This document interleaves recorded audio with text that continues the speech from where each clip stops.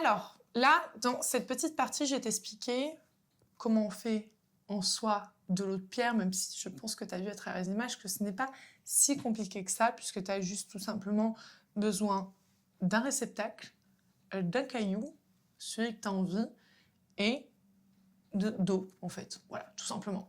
Donc, quand ça c'est fait, alors, tu as plusieurs méthodes. Déjà, il faut savoir que faut pas que tu boives directement, puisque le but, c'est que l'eau s'infuse et s'imprègne de l'énergie de la pierre, de ce que tu souhaites travailler, tout ça avec.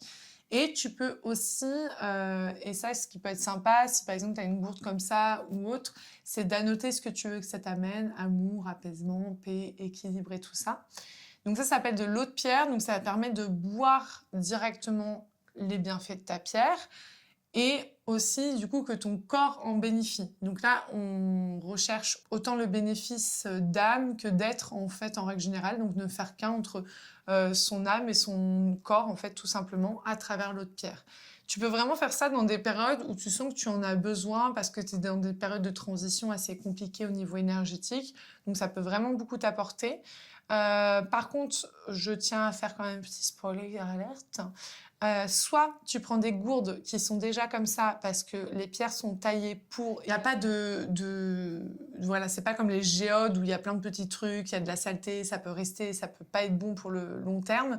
Soit tu prends vraiment des pierres roulées comme ça où il n'y a aucun souci aussi, tu vois qu'il n'y a pas de trou, il n'y a rien. Comme ça, même après plusieurs utilisations, t'as pas de risque sanitaire en soi. Donc voilà, ça c'est important. Si par exemple, comme moi, t'es pas une fan d'eau, l'eau c'est plat, pas trop de goût, hein, même si c'est important et c'est essentiel à la vie. N'hésite pas à te faire des petites infusions à froid.